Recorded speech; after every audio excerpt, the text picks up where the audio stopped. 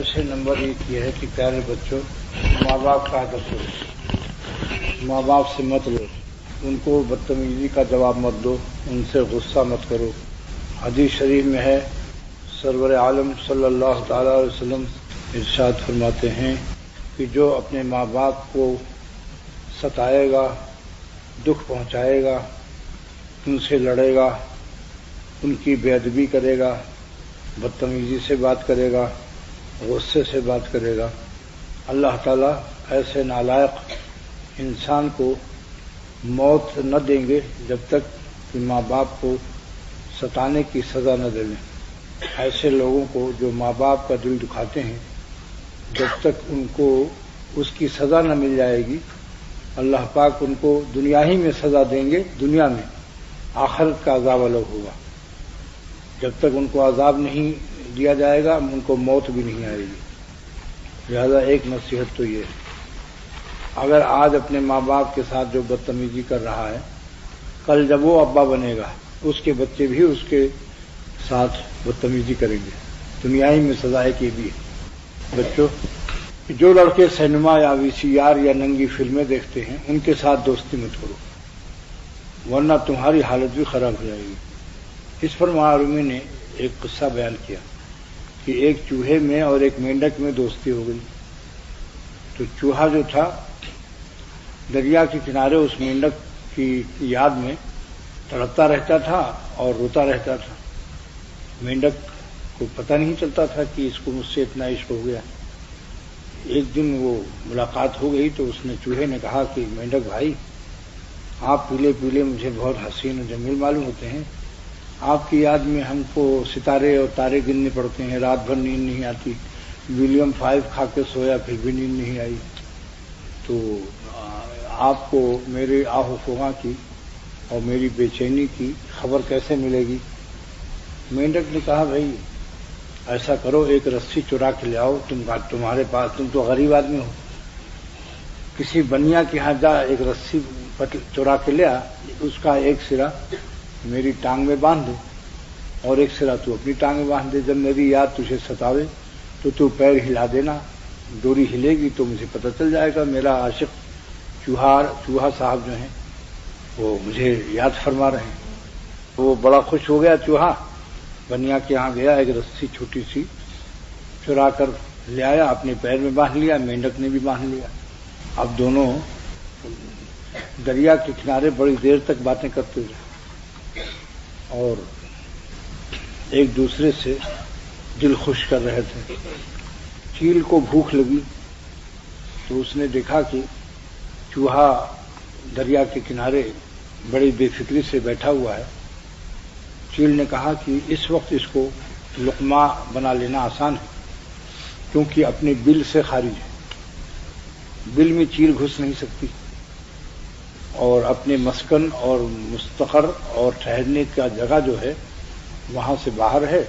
وہ آئی اور چوہے کو اٹھایا، اس نے اپنے کھانے کے لیے بھوک لگی تھی، تو جب اس نے چوہے کو اٹھایا تو چونکہ اس کی ڈوری کا ایک سرا مینڈک کے پیر میں بھی تھا، مینڈک صاحب سمجھ رہے تھے کہ اس دشمن کو، چیل کو میں تو دستیاب نہیں، ہم اس کو ہو سکتے کیونکہ ہم پانی کے اندر ہیں اور یہ چوہا اپنا لے جائے گی۔ جب چوہا اس چیل نے اٹھایا تو مینڈک صاحب بھی اٹھے ہوئے جا رہے ہیں، 3 فٹ نیچے لٹکے ہوئے۔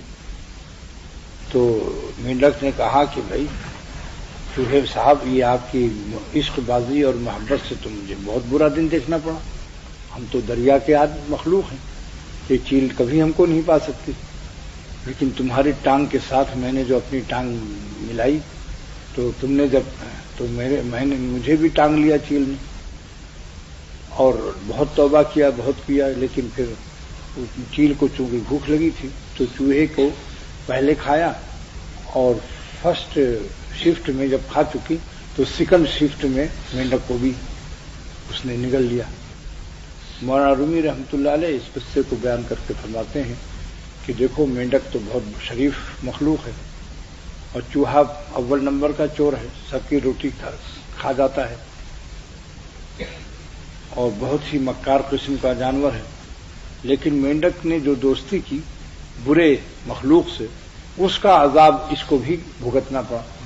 تو پیارے بچوں، جو لڑکے نالائق ہیں، جھوٹ بولتے ہیں، ماں باپ کو ستاتے ہیں، VCR دیکھتے ہیں، سینما دیکھتے ہیں، گندے کام کرتے ہیں، ان سے دوستی مت کرو، نیک لوگوں سے دوستی رکھو، اللہ والوں سے دوستی رکھو تو تم اللہ والے ہو جاؤ گے، اور اگر برے لڑکوں کے ساتھ رہو گے تو تم کو وہ برا کام سکھا دیں گے۔ تیسری نصیحت یہ ہے کہ جھوٹ مت بولا کرو، جھوٹ بولنے سے منہ میں بدبو، فرشتے میل بھر بھاگ جاتے ہیں اس کے بدبو سے، اور حرام ہے جھوٹ بولنا۔ چوتھی نصیحت ہے کہ کسی کی چیز کو بغیر اجازت، بغیر پوچھے ہوئے کسی کی چیز کو چرانا حرام ہے۔ ایک نصیحت باقی اور ہے۔ پانچویں نصیحت یہ ہے کہ جب تک بڑے نہ ہو جاؤ سر پر بال بڑے بڑے نہ رکھو۔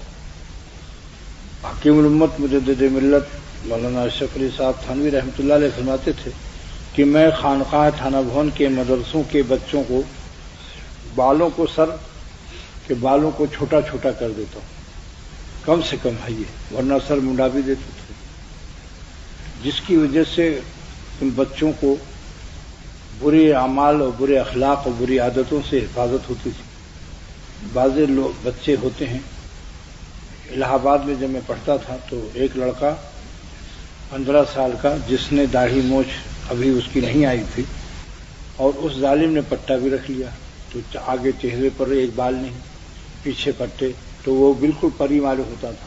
بہت سے لوگوں کا اس نے ایمان خراب کیا، اور کتنے اخلاق و گناہ اس کی وجہ سے ہوئے۔ اس لیے ہمارے بزرگوں نے ہمیں نصیحت کی ہے کہ بچوں کے سر پر بال ہونا اچھا نہیں، چھوٹے چھوٹے بال رکھو۔ اچھا، بال جو ہے سر کے یہ دماغ چوستے ہیں، خون چوستے ہیں، دماغ کمزور کر دیتے ہیں، پھر ایسے بچے حافظ کیسے ہوں گے؟ ہم چلو بھائی اس ملک میں منڈانے کو ہم نہیں کہتے، لیکن چھوٹے چھوٹے کر لو، مشین چلوا دو۔ سخت سردی کے موسم میں اگر بال رکھنا ہے تو چاہے اتنے بال رکھو دو، لیکن چھوٹے بڑے مت رکھو، جیسے نیچے چھوٹا اوپر جھونٹا، نیچے سے چھوٹا اوپر سے جھونٹا، یہ انگریزی بال ہے، اس کا نام انگریزی بال ہے۔ اور اگر برابر رکھو، پورے سر کا بال اتنا رکھو، برابر برابر، نیچے چھوٹا چھوٹا چھوٹا ہوتے ہوئے یہاں اوپر بڑا ہو، یہ انگریزی بال ہے۔ شریعت میں نے اس کو حرام قرار دیا۔ میرے مدرسے میں جب میں نے بچوں کا بال چھوٹا چھوٹا کر دیا تو ایک عورت نے ٹیلی فون پر مجھ سے خوب لڑائی لڑی۔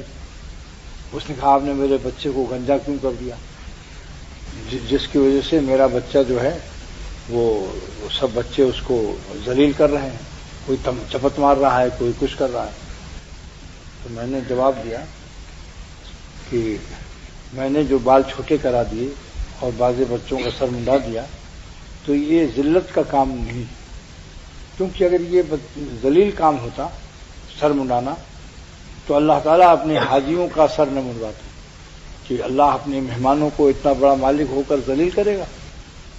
اور چھوٹے چھوٹے بال رکھنے میں اس کو فائدہ بتایا کہ اگر یہ بچے بال بڑے بڑے رکھیں گے ان کا دماغ کمزور ہو جائے گا، اور اس میں بہت سے فتنے گناہ کے بھی۔ امام محمد رحمۃ اللہ علیہ بہت حسین اور خوبصورت، تو امام ابو حنیفہ رحمۃ اللہ علیہ ان کو پیچھے بٹھاتے تھے تقویٰ کی وجہ سے۔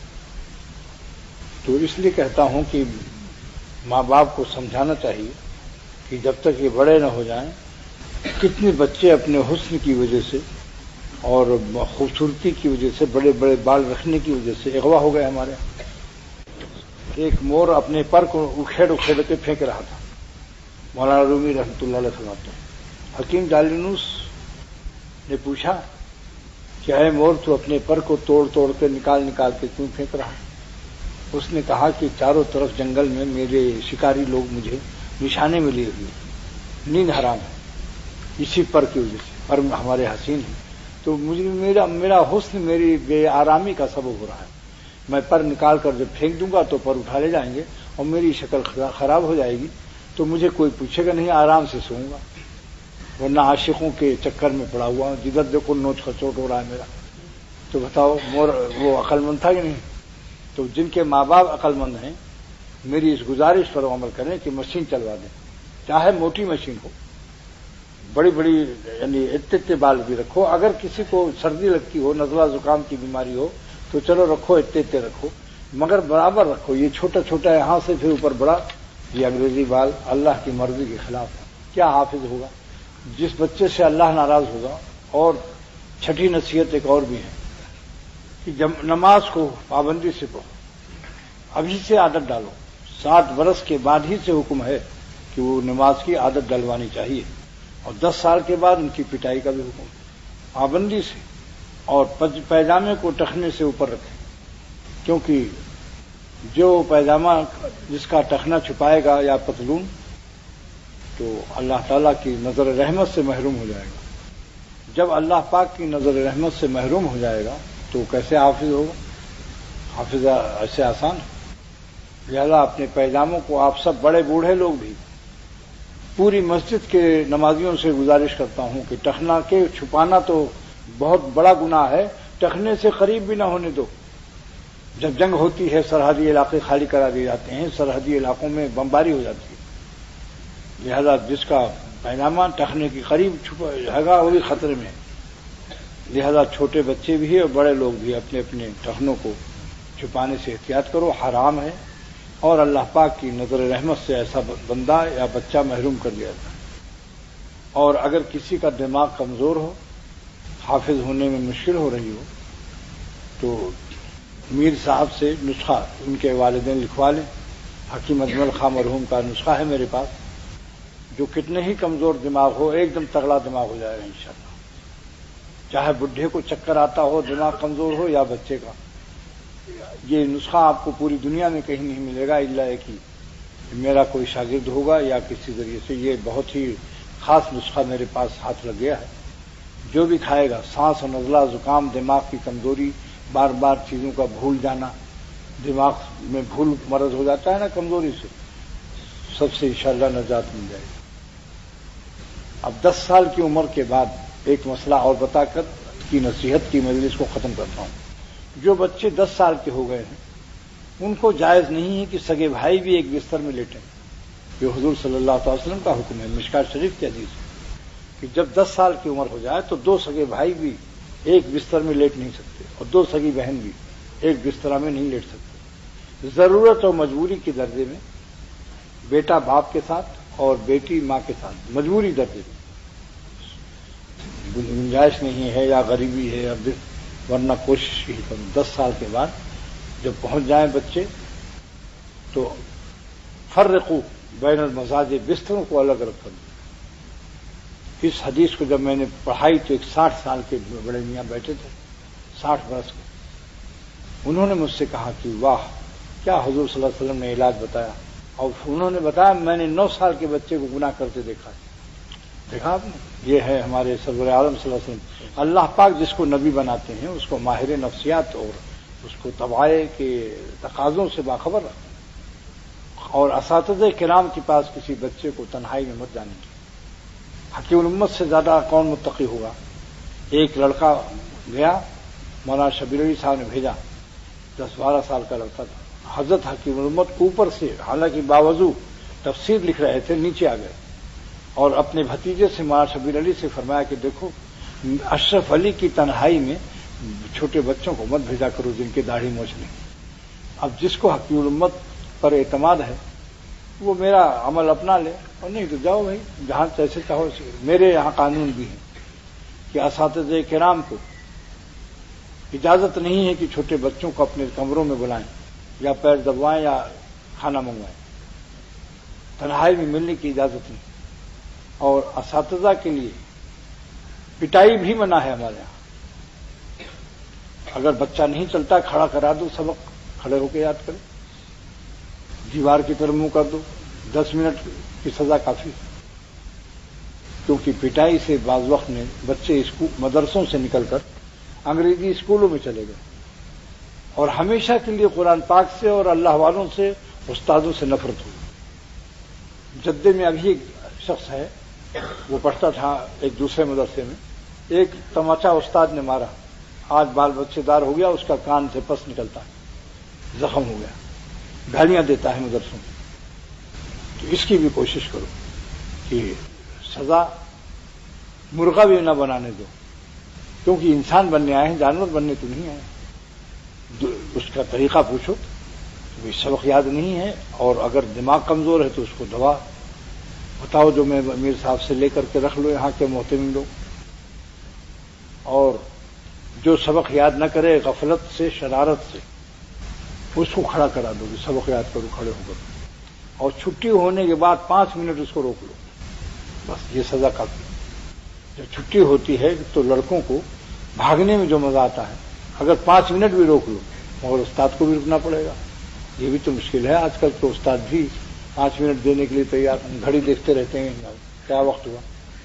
اللہ کے لیے پڑھاؤ، امت پر یہ ہماری کھیتی ہے، اگر یہ حافظ نیک بن گئے تو قیامت کے دن ہماری مغفرت کے دن ایک دم ضابطہ نہ رکھو، گھڑی کو گھڑی گھڑی مت دیکھو۔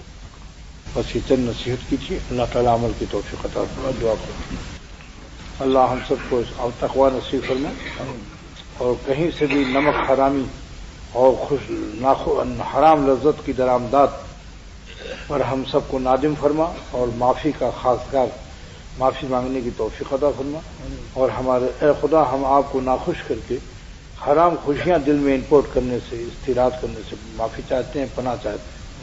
آپ ہمارا ٹیسٹر کو حساس بنا دیجیے اپنے طرف سے، ہماری ترازو کو حساس بنا دیجیے، اے خدا تقویٰ کی حیات نصیب فرما، صلی اللہ علیہ وسلم یا رب۔